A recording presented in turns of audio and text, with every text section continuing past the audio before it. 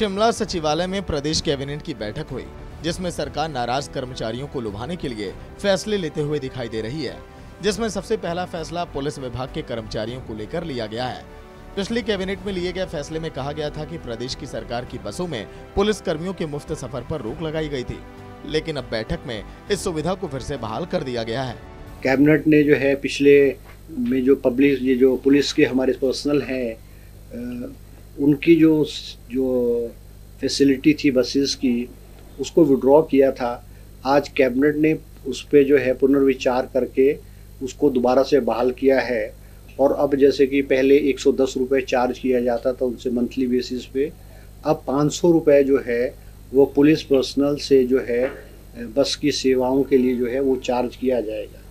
Cabinet की बैठक में एक सराहनीय फैसला प्रदेश की सरकार की ओर से लिया गया है, जिसमें सरकार ने प्रदेश की विधवा, तलाकशुदा और विकलांग महिलाओं के साथ ही साथ अनाथ बच्चों की शिक्षा के लिए मुख्यमंत्री सुख शिक्षा योजना की शुरुआत की है, जिसमें प्राथमिक स्तर से लेकर अंतिम स्तर की शिक्षा का खर्चा सरकार उठाएगी।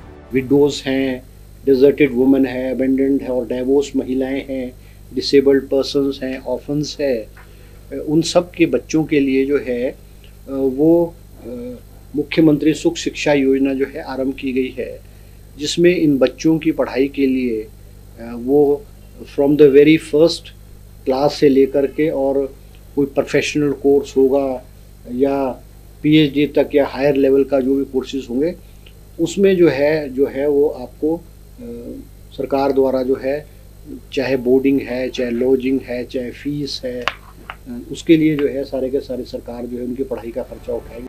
कैबिनेट में जिन अहम फैसलों पर मुहर लगी है, उसमें से एक है हमीरपुर के कर्मचारी चयन आयोग के कर्मचारियों के लिए विकल्प। ये विकल्प होगा फिर से आयोग में काम करने को लेकर कि Hamirpur subordinate service board Himachal Pradesh राज्य चयन आयोग, क्योंकि उसमें जो एम्प्लॉयज़ हैं जब वो भंग किया गया तो उसके एम्प्लॉयज़ को ट्रांसफ़र दूसरे डिपार्टमेंट्स में कर दिया गया था, क्योंकि वहाँ स्टाफ की कमी होने की वजह से जो रिजल्ट्स की डिक्लेरेशन है उसमें समय लग रहा था।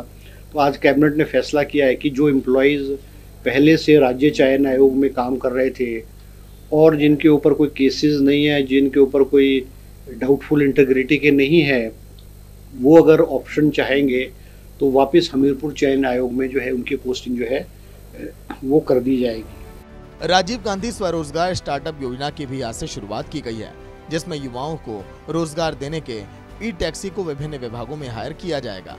इन गाड़ियों की खरीद के लिए सरकार टैक्सी मालिकों को 50% तक सब्सिडी देगी। नई स्कीम जो है लॉन्च की गई है, जिसकी घोषणा मुख्यमंत्री जी ने की गई है, जिसमें कि जो है राजीव गांधी स्वरोजगार स्टार्टअप योजना, जिसमें हिमाचल प्रदेश के जो नौजवान हैं उनको एम्प्लॉयमेंट मिले। इसमें 100 गाड़ियाँ जो है वो ई टैक्सी के रूप में जो है, जिसमें कि 50% सब्सिडी नौजवानों को दी जाएगी और वो गाड़ियाँ जो है सरकारी डिपार्टमेंट ही हायर करेंगे। आज उसको भी विधिवत रूप से जो है अप्रूवल कैबिनेट ने दी है। प्रदेश की सरकार ने खजाने के जोखिम के साथ ही साथ कल्याणकारी योजनाओं को लागू तो कर दिया है, अब इनको जमीनी स्तर पर लागू करना भी सरकार के लिए किसी चुनौती से कम नहीं है। इसके साथ ही कर्मचारियों के हित में भी कई फैसले लिए गए हैं। इन योजनाओं और घोषणाओं को लागू करने के बाद विपक्ष इस पर क्या रुख अपनाता है, ये भी अब देखने वाली बात होगी। शिमला से अरुण उनियाल की रिपोर्ट, सूर्य समाचार।